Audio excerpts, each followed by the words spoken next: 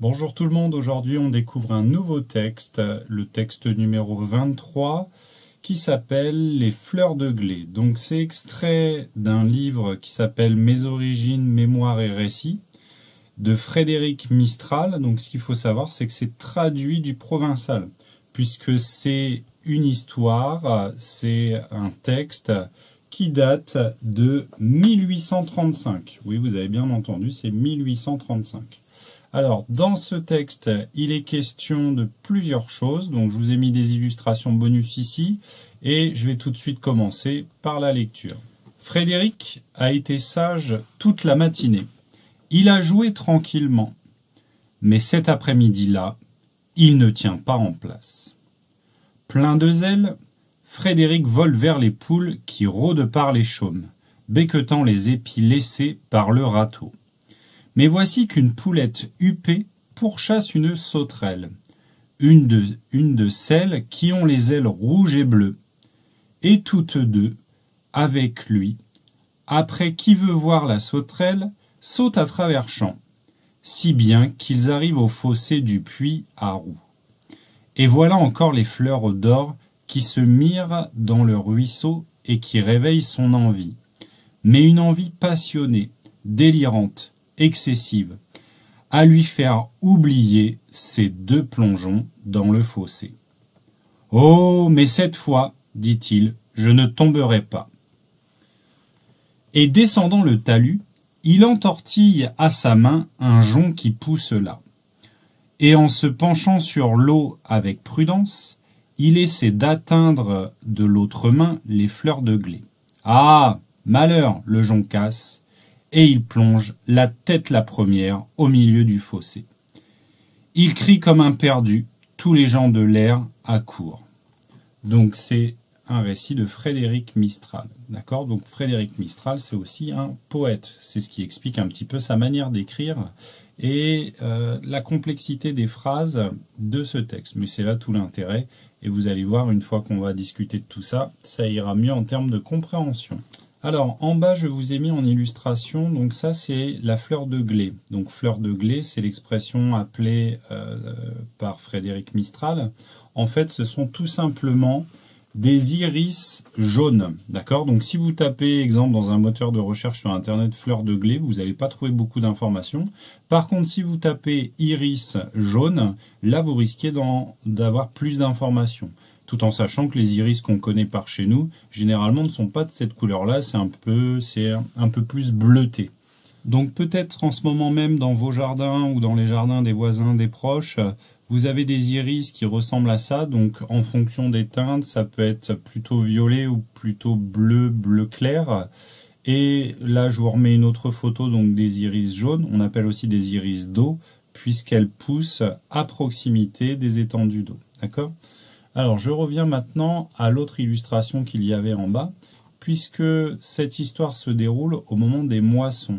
À l'époque où on fait la moisson, donc où on récolte le blé, là, vous assistez à une photo où on est en train de battre le blé avec des fléaux pour détacher les grains de blé des épis. Donc voilà un petit peu la situation dans laquelle on se trouve pour cette histoire. On passe maintenant aux questions de lecture et à la maîtrise de la langue en rapport justement avec le texte 23. Alors, en lecture, vous avez une toute petite partie. En maîtrise de la langue, il y a une petite chose à faire, une petite transposition. D'accord ? J'ai essayé de décomposer au maximum. Vous allez voir pour la lecture, c'est un petit peu comme d'habitude. Et pour les transpositions, on retrouve des choses qu'on a déjà un petit peu fait.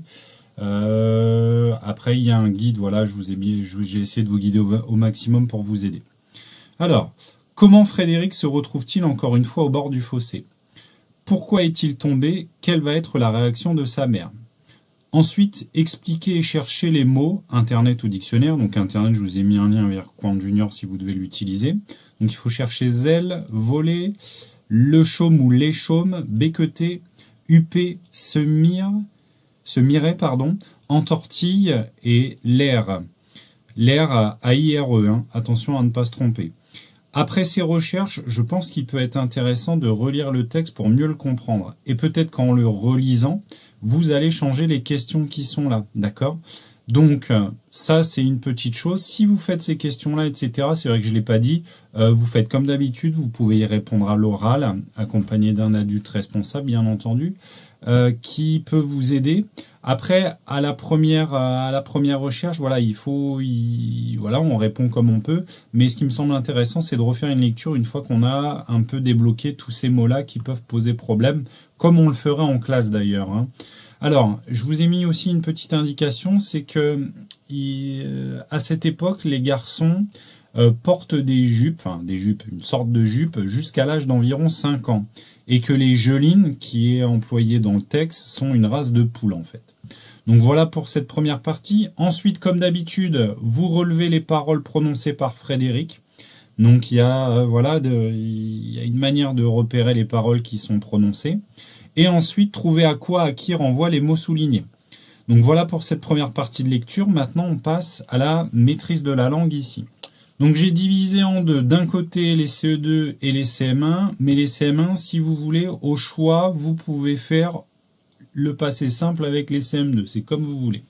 Donc je commence avec les CE2 et éventuellement des CM1. Donc, transposition d'un résumé du texte au passé. Ce résumé permet de mieux comprendre le texte. Ça c'est une petite parenthèse. Il y aura des verbes au passé composé et à l'imparfait. Pour vous aider, vous pouvez revoir l'extrait de la vidéo avec la droite du temps que vous pouvez trouver ici en lien. Si vous allez directement sur la vidéo, il faut se rendre à 4 minutes 56. C'est à partir de 4 minutes 56 où il y a le schéma des différents temps de conjugaison employés. Les documents à transposer sont disponibles dans le Google Drive, d'accord ?